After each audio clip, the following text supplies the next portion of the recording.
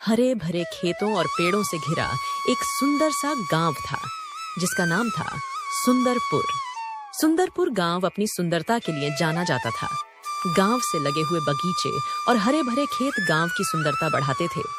गांव से लगकर एक नदी बहती थी जिसका नाम था सुंदरी। इस नदी से ही सारे बगीचों और खेतों को पानी मिलता था। गांव की खेतीबाड़ी इस नदी पर ही निर्भर थी। गर्मी का मौसम अपनी चरम सीमा पर था, जिसकी वजह से नदी भी अब सूखने के कगार पर थी। गांव के लोगों को अब बारिश का इंतजार था। गांव में 3 पड़ोसी मोहन, श्याम और रामू रहते थे। मोहन अपनी पत्नी मीरा के साथ रहता था और श्याम और रामू पास के घर में एक साथ रहते थे। गर्मी से परेशान गांव के लोग मोहन, श्याम और रामू भोलू की दुकान पर बैठे बातें कर रहे थे। अरे भाई, इस साल तो गर्मी ने बहुत परेशान कर दिया है। धूप में बाहर निकलने की हिम्मत ही नहीं होती। हाँ भाई, ऐसी गर्मी में तो खेती करना भी मुश्किल हो जाता है। काम करने का भी मन नहीं करता। सही कहा, लेकिन काम तो करना ही पड़ता है। बिना काम के तो कुछ नहीं हो सकता। अगर काम नहीं होगा तो हमारे घर में खाने को भी कुछ नहीं होगा। हाँ, इतनी तेज धूप में बगीचे भी बहुत जल्दी सूख जाते हैं और खेतों में पानी भी बहुत लगाना पड़ता है। और ऐसी गर्मी में पानी की समस्या तो आम बात है। अगर ऐसा ही चलता रहा तो हमारे खेत बर्बाद हो जाएंगे। अब तो बस बारिश का ही इंतजार है। अब बारिश ही सब कुछ ठीक कर सकती है। मोहन, श्याम और रामू बारिश के बारे में सोचते हुए अपने घर चले जाते हैं।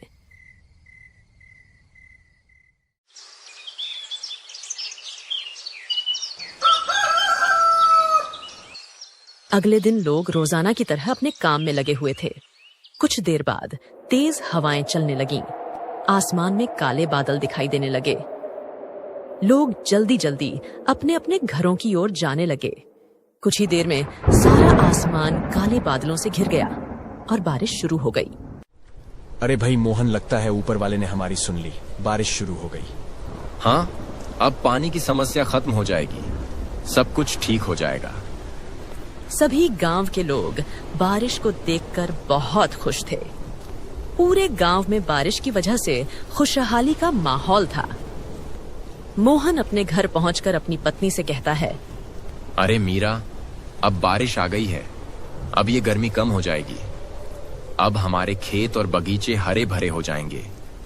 और नदी भी सूख रही थी, अब वो भी पानी से भर जाएगी। हाँ, अब हमारी फसल भी अच्छी हो जाएगी। अब हमें फसल से अच्छा मुनाफा होगा। सही कहा, हम इस बार की फसल बेचकर खूब पैसा कमाएंगे और एक अच्छा सा घर बनाएंगे। बस ये बारिश ऐसे ही होती रहे और ये बारिश की रात ठीक से गुजर जाए। सभी गांव के लोग बारिश को देखकर बहुत खुश थे। ऐसे ही बारिश होते होते रात हो जाती है। मोहन और उसकी पत्नी सो जाते हैं।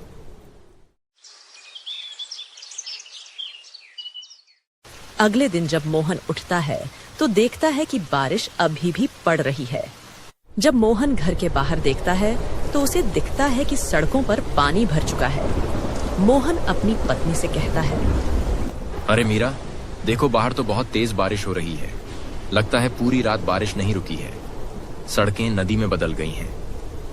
अगर ऐसे ही बारिश होती रही तो पानी हमारे घर में आना शुरू हो जाएगा। हमारा सारा सामान खराब हो जाएगा। पता नहीं ये बारिश कब रुकेगी। अगर ऐसा ही चलता रहा तो सारा गांव डूब जाएगा और हो सकता है कि हमारी फसल भी खराब हो जाए।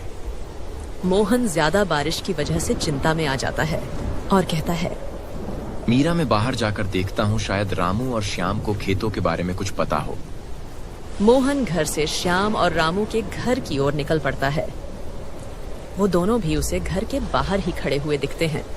अरे भाइयों, ये बारिश तो रुकने का नाम ही नहीं ले रही है। हाँ, अगर ये बारिश ऐसे ही होती रही तो हमारे गांव में तो बाढ़ आ जाएगी। मेरे घर के आगे की सड़क तो नदी बन गई है। अगर बारिश और हुई तो पानी घर के अंदर चला जाएगा। चलो, हमें खेत पर जाकर देखना चाहिए, कहीं खेतों को कोई नुकसान न हुआ हो। तीनों बारिश में अपने खेतों की ओर निकल पड़ते हैं। चलते चलते जहां तक उनकी नजर जा रही थी वहां तक पानी ही पानी था। जब वो खेत पर पहुंचे तो उन्होंने देखा कि फसल को अभी तक तो कोई नुकसान नहीं पहुंचा है। अच्छा हुआ भाइयों, फसल को कुछ नुकसान नहीं पहुंचा है। अगर फसल खराब हो जाती तो हम बर्बाद हो जाते। चलो अच्छी बात है, बारिश से हम परेशान हैं, लेकिन खेतों और बगीचों को तो पानी मिल ही रहा है। इतनी बारिश से खेतों को कोई नुकसान नहीं होगा। हाँ, और हो सकता है बारिश अब रुक भी जाए। चलो अब जल्दी से घर चलते हैं। तीनों घर जाने के लिए निकल पड़ते हैं। तभी रास्ते में बारिश अचानक बड़े तूफान का रूप ले लेती है। बारिश और तेजी से होने लगती है। तीनों एक पेड़ के नीचे रुक जाते हैं। अरे ये बारिश तो तूफान में बदल गई। अब तो बारिश और तेज हो गई है। अब क्या होगा? अब तो लगता है पानी हमारे घरों में घुस जाएगा। हमारे घरों का क्या होगा? घरों को छोड़ो, अगर ये तूफान नहीं रुका तो नदी का बांध टूट जाएगा और हमारे खेत नदी में बदल जाएंगे। हमें जल्दी से नदी के पास जाकर देखना होगा। तीनों नदी के पास जाने के लिए निकल पड़ते हैं। जब वो नदी के पास पहुंचे तो देखा कि नदी अपने उफान पर बहुत तेज बह रही है। ये नदी तो बहुत तेज बह रही है। अगर ये ऐसे ही बहती रही तो थोड़ी देर में ही बांध टूट जाएगा। लेकिन अब हम इस बांध को टूटने से कैसे रोकें? अब हम क्या करें? हमें मिट्टी के कट्टे बांध के ऊपर लगाने होंगे ताकि ये बांध मजबूत हो सके। चलो जल्दी जल्दी ये कट्टे इस बांध के